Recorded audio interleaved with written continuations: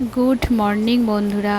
তো দেখো সকাল সকাল উঠে মানে তোমাদের সাথে সত্যি কথা বলতে তোমাদের সাথে ঝাড় দেওয়াটা শেয়ার না করলে না যেন কিছু মনে হয় কিছু একটা বাদ চলে গেল বাদ চলে গেল। তো সকাল থেকেই যেহেতু কাজ শুরু হয়ে যায়, সকালবেলা উঠেই যেন গ্রামের প্রতিটা মানুষই, প্রতিটা বাড়ির বউই এই ঝাড় দেওয়া ঘর মোছা দিয়েই নিজেদের কাজ শুরু করে আর কি, বাসি কাজ যেটাকে বলা হয়। তো আমিও সেরকম মানে বাসি কাজ খুব একটা আমাকে করতে হয় না, তার কারণ নিচতে মাই ঝাঁট ফাট দিয়ে মুছে নেয়। আমি সকালবেলায় তাই অত উঠে বাসি কাজটা করতে হয় না। আমি তো সকালবেলা উঠেই আগে বাথরুমে চলে যাই সে বাসি কাপড় জামা ছাড়তে, তারপরে উঠে এসে উপরে এই ধরো ছাদ যেদিনকে ঝাঁট দিয়ে দিই, না হলে জামা কাপড় শুকোতে দিয়ে আবার আমার খাবার তৈরির তাড়া আর কি। তো চলো বেশি বক বক না করে তোমাদেরকে সাথে নিয়ে আজকের নতুন একটা ব্লগ শুরু করি তোমাদের সাথে। তো গরমেতে কি আর বলবো, সবাই কেমন আছো? সব বুঝতেই পারছি সবাইয়ের হালই খুব খারাপ গরমের জন্য। তো এদিকে দেখো চা বসিয়েছি। আর এই গরমেতে কি বলো তো, যত সকাল সকালই ওঠো না কেন তোমার মানে গরমটা লাগবেই। সকাল সকাল কেন, সারা রাত সারা দিনই গরম লাগছে।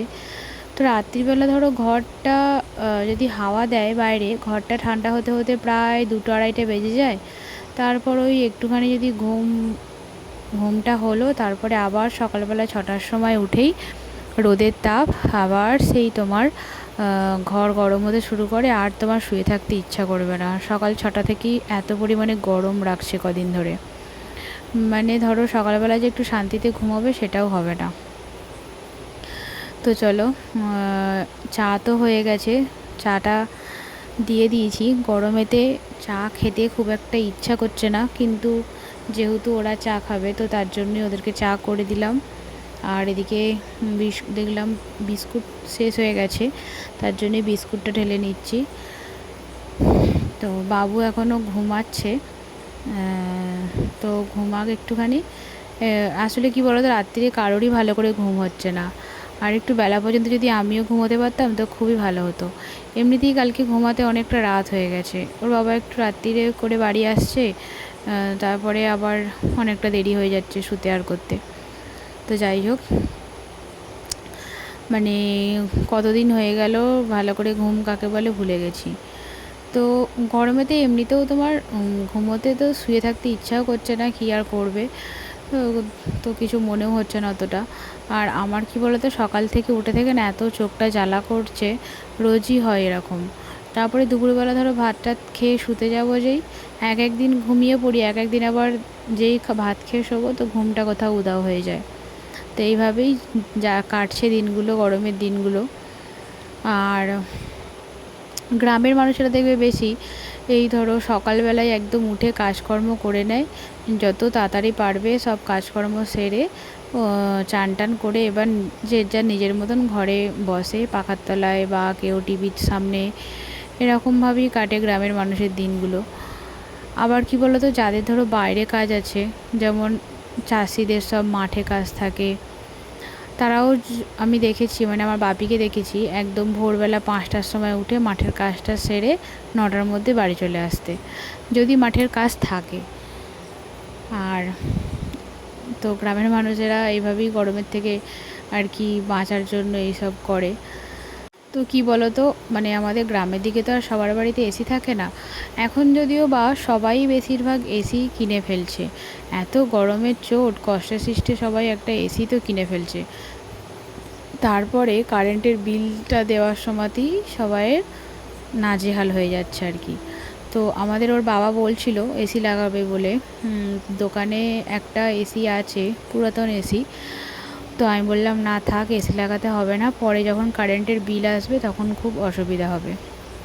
আসলে কি বলো তো, এসিতে নেই ঠিক আছে, এসিতে থাকা অভ্যাস হলে তো মনে হবে সব সময়তেই এসিতে থাকি। তো দেখো সকাল সকাল মানে সব কাজ টাজ করে খালি আমি চিন্তা করি কখন একটু চান করে বসবো। তো আজকেও সেই হিসেবেই কাজ করছিলাম সকালে উঠে। তো মাঝখানে একবার বাবুর স্কুল থেকে ফোন এলো, মানে ওই ধরো আমাদের এখানে যে ছোটো স্কুল, ওখান থেকে ফোন এলো যে ওকে একবার নিয়ে যেতে হবে ওজন করাতে। ওদের একটা নিয়ম অনুযায়ী প্রতি মাসে একবার করে নিয়ে যেতে হয়, ওজন নেয় আর হাইট নেয়। তো তার জন্যই আমাকে আবার স্কুলে ওকে নিয়ে ছুটতে হলো। ওখানে মোটামুটি আধ ঘন্টা আমার লেট হয়ে গেল। আধ ঘন্টা লেট মানে বুঝতেই পারছো অনেকটাই লেট হয়ে যাওয়া। আর আজকে যেহেতু শ্যাম্পু করলাম, তো আমি আগে থাকতে ভেবেছিলাম যে সকাল সকাল একটু চান করে নেব, কিন্তু আর হলো না। এখন প্রায় বেজে গেছে 12:15 তো চলো আমি তাড়াতাড়ি করে আমার এদিকে চুল ফুল আঁচড়ে নিয়ে নিচে যাই, বাবুকে চান করাবো। তো আজকেও একটু বাইরে খেলছিল, আজকে আর ঘরের মধ্যে পাখার তলায় বসে থাকেনি, আজকে বাইরে খেলছিল। মানে আজকে কি বলো তো, গরমটা আছে কিন্তু হাওয়া দিচ্ছে। আর আমাদের যেহেতু বাড়িতে গাছ বা বাড়ির আশেপাশে প্রচুর গাছ আছে, তো আমাদের বাড়িতে যদি হাওয়া দেয় না, খুবই ভালো লাগে, খুব ঠান্ডা হাওয়া। তার উপর আবার তোমার পাশে পুকুর আছে না, পুকুরের পাশের ওই দরজাটার সামনে দাঁড়ালে খুব সুন্দর ঠান্ডা হাওয়া আসে। তো আমাদের বাড়িতে গরমটা তো করেই, কিন্তু হাওয়া দিলে যদি একটু হাওয়া দেয় তো অতটা মানে কষ্ট হয় না। কিন্তু যেদিনকে একদমই হাওয়া দেয় না, সেদিনকে সত্যিই খুব কষ্ট হয়। তো মায়েদের ওখানে গেছিলাম, দেখলাম বিকেলের পরে বাইরে বেরোনো যাচ্ছে না, মানে পুরো রাস্তা সব কিছু ঢালাই, তো ওখানে তো মাটির কোনো চিহ্ন নেই, তোমরা দেখেইছো। তো ওখানে সত্যি গরমেতে একদম থাকাই যায় না, বিকেলের পরে খুব কষ্ট হয়। তো এখানে সেটা হয় না। তো দেখো চান টান করে দুপুরবেলা শুতে যাব যেই অমনি, মানে খেয়ে দিয়ে যেই শুতে যাব অমনি কারেন্টটা চলে গেছিলো। তো কারেন্টটা এলো প্রায় 4টের সময়। আর এখন বিকালবেলা একটুখানি 4টের পরে একটুখানি চোখ জুড়ে গেছিলো। তারপরে উঠে ভাবলাম উপরের ঘরটা একটু মুছে আসি, এই ঘরটা একটু ঠান্ডাও হবে আর অনেক দিন মোছাও হয় না। আর সকালের দিকে কি বলো তো, সময় হয় না, মানে গরমেতে ওই তাড়াহুড়ো করে কাজটা ঠিক করা যাচ্ছে না, আর বেশি কাজ করতে ইচ্ছাও করছে না একবারে। তো এখন কদিন ধরেই ভাবছি বিকালবেলা ঘরটা মুছবো। তো মানে শুয়ে থেকে উঠে না আর ভালোই লাগছে না কদিন। কিন্তু আজকে ভাবলাম না, ঘরটা আজকে মুছতেই হবে, এত পরিমাণে গরম। বিকেলের পরে যদি একটুখানি ঘর ফর মোছা হয় না, দেখবে মানে একটা মনের শান্তি আসে যে ঘরটা ঠান্ডা হলো। জানি না আমি আদৌ ঘর ঠান্ডা হয় কি না। তো আমি এই যে মুছছি না, আজকে সঙ্গে সঙ্গে পুরো শুকিয়ে গেছে ঘরটা, পুরো আগুন হয়ে আছে চুল্লির মতন। তো যাই হোক সঙ্গে সঙ্গে আমার শুকিয়ে গেছে। তো আমি শুনেছি যে বিকেলের পরে ঘর মুছলে একটুখানি ঠান্ডা হয়, তো আমার মনে হয় না ঠান্ডা হয় বলে। তাও আমি আজকে বিকেলের পরেই ঘরটা মুছছি, তার কারণ সকালের দিকে সময়ও হয় না, আর একটুখানি ঘরটা যদি ঠান্ডা হয় মোছার পরে, তার জন্যই। তো এভাবেই আর কি গরম থেকে বাঁচার জন্য সবাই যে যার মতন কাজ করে, যার যেটা মনে হয় যে ঠান্ডা হবে সে সেই হিসেবেই কাজ করে। তো কেউ ধরো আমি দেখেছি ভিজে কাপড় জামা ঘরের চারদিকে ছড়িয়ে রেখে দেয়, মানে দুপুরের সময়টা ভিজে কাপড় জামা ঘরে চাড়িয়ে দেয় যাতে ঘরটা একটু ঠান্ডা লাগে। আমারও এটা মনে হয় যে যখন প্রচুর গরম লাগে না, ঘর ফর গরম হয়ে যায়, আমার মনে হয় চারদিকে যেন ভিজে কাপড় জামা ছড়িয়ে দিলে হয়তো ঘরগুলো একটু ঠান্ডা হবে। গরমেতেই সব কী করবে সেটাই বুঝতে পারছে না। তো আজকের ব্লগটা আমি সারাক্ষণই গরম গরম করেই গেলাম, মানে সত্যি এত পরিমাণে গরম পড়েছে না, গরম ছাড়া আর কিছু মুখে কথাই আসছে না। সবাই সারাদিন কাজ করছে আর করে যাচ্ছে গরমেতে। তো দেখো ঘর মোছার জলটা ছিল, ভাবলাম নিচে নিয়ে গিয়ে কী হবে, এই ছাদটাতে একটুখানি দিয়ে দিই, আর ছাদটাও ধোয়া হবে, আর যদি ছাদটা একটুখানি ঠান্ডা হয় আর কি, তার জন্যই এই ছাদে ঢেলে দিচ্ছি।